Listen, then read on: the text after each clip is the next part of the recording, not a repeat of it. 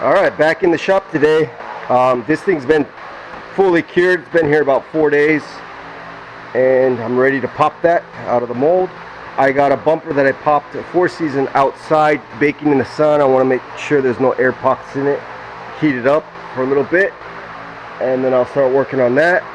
I just gel coated this bumper. This thing's tacked up, ready to go, and that's for another customer. That's a 2-3 season bumper. And yeah, I think that's what I got going on. I'm making a bumper, popping out this thing, and trimming down all the edges. You can see the edges need to be trimmed. And that's it for today.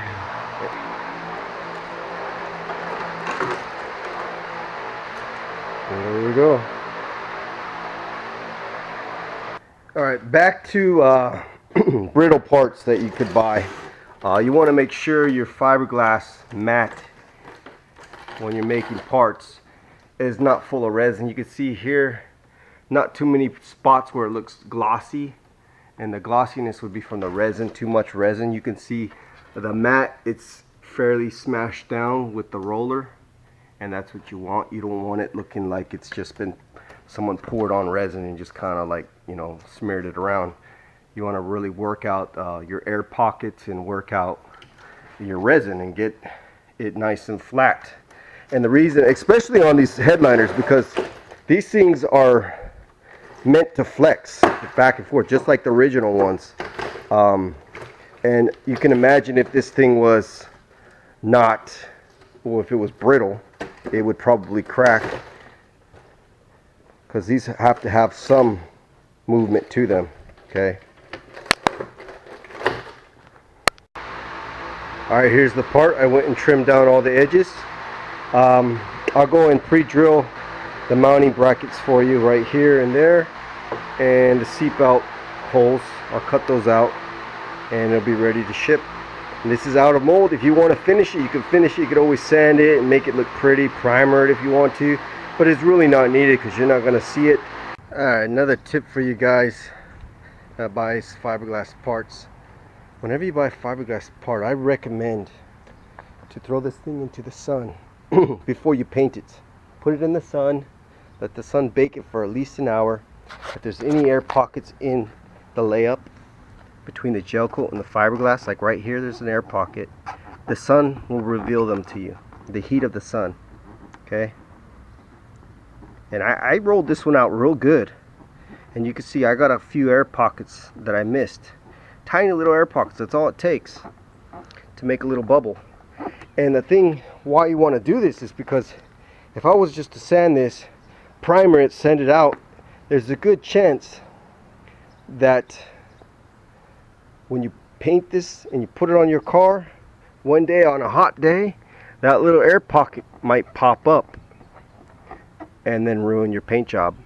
It probably, most likely it won't happen, because once you put your primer on there and your paint, it's fairly thick film build up, so those air pockets might never pop up. But you kind of want to do this. You want to kind of make sure that you find those air pockets, and this is a good way to do it. This thing looked perfect in the shade in the garage. I didn't see any air pockets in the actual surface until I actually heated up, and this is getting it real hot. This is probably, I don't know, a couple hundred degrees, 180 degrees or something. Actually, let's find out how hot that is. All right, I got my thermometer here, and you can see, let's check it out, 147, 148 degrees on this bumper. And you could see the floor, the concrete floor is only 113. The black bumper, 148. Why is that? Because it's black, and because black makes more heat, and your car will be black. So you want to really make sure these air pockets are found before you paint this thing, because you're going to regret it. I've seen people buy bumpers off me in the past, and they didn't do this, and it was out of mold, and they got big chips, a couple of them, and they wondered why. Well, that's why, because you don't lay it out in the sun on a hot day when it's hot later on. And it depends on the air pocket too. If it's just a little pinhole air pocket, you're probably never going to see that under all that paint. But if it's kind of a little bit bigger one, then you'll probably have a bigger chance of it getting damaged, or not damaged, but you know, your paint getting screwed up because there was an air pocket that you didn't find. Now I try to do this once in a while when it's a hot day. I can't always do this, especially in the winter, but I do try to find these air pockets because you know, my name's on this product, and anything that goes wrong, you know, bites you in the butt later on. And people who they're gonna blame? They're gonna blame the manufacturer, the guy who made it, which is me at Jacob at Night Rider Shop. So I do my best to find all these pockets for you guys, so you get a good quality part, a good laid up part, nice and compressed part, not all resin filled, and one that looks original to the show. This one's an actual original bumper from the Four Seasons. I got a challenge for you guys. Well, not a challenge, but anybody that's bought Night Rider parts or any fiberglass parts, I want you guys to go take them. If they're out of mold, I want you to take them, put them in the sun, and leave in the description below. Right under there's a comment section. I want you to let me know if you guys got any air pockets in your parts, because I know I've even bought in upper consoles before for my car, and one time I put it in my car when it was a hot day. Even inside the car, it gets even hotter than outside. This got up to 150. I think sometimes in the car get up to close to 200 degrees on a hot day with the windows up, and that part just bubbled everywhere. The whole surface looked like pimples. It was garbage. This thing's got a few air pockets, but if you got like millions, thousands of them, that would take you more time to fix than what it's worth.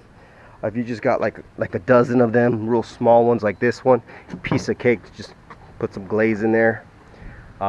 Real easy. But yeah, I want you guys to do that. Take your part, if you got it from Italy or from wherever you got it, doesn't matter. From Rob Lucelle, I don't think he's in business no more, but you know, any of the vendors out there that make fiberglass, take your part out there, especially if it's out of mold, because out of mold means there's no primer barrier, there's no paint that can keep those pockets from coming up. Take your part outside, put it in the sun on a hot day, at least for an hour. That's all it needs. And let me know if you find any air pockets in your part, because I'm pretty sure this is a normal thing, but I'm just curious to find out who's gonna find them in their parts. And plus, you want to do that anyway, because again, if you don't do this, you're gonna end up painting your part, putting it on your car, and then a hot day is gonna come, and if the pocket's big enough, it'll find its way through the paint, and boom, there you got a bursted paint bubble, and you don't want that. So anyways guys, let me know if you guys got any air pockets in the parts you bought when it's in the sun. And you can see the sun's out fully on this part.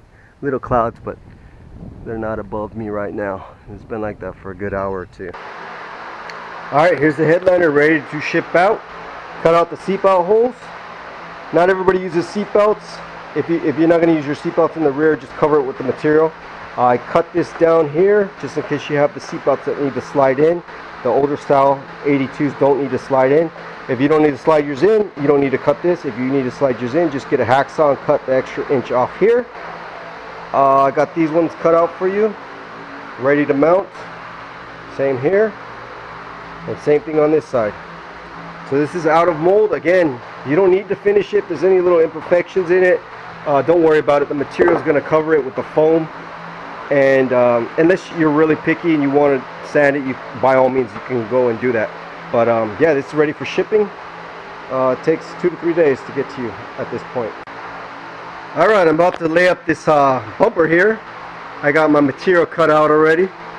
And what I like to do first, before I used to use cable seal in these corners to try to get the air pockets in the corners. That doesn't work so good. I prefer this method, just putting chopped up strand on my corners, up in here. Places where when I bend that fiberglass over with the roller, it tends to come loose there on the cracks, on the 45-degree angles. So what I do first is I go over it with a brush and get some resin in there over this chopped up strand fiberglass. And that seems, since I've been doing this, it seems to be getting a lot of those air pockets out off of those 45-degree bends on these bumpers. So that's what I'm doing now, and then after I do that, I'll start laying in my glass. I like to lay the glass in as big as I can. You can see how big this piece is, and I got a couple layers. This is 2-ounce matte, pretty thick stuff. Put 2 layers of this in, and I like to do it as big as I can. Again, the bigger the pieces you have, the more strength they're gonna have. If you just get a bunch of little pieces like this here and there, it's not gonna be as strong. Alright, so time to get to work.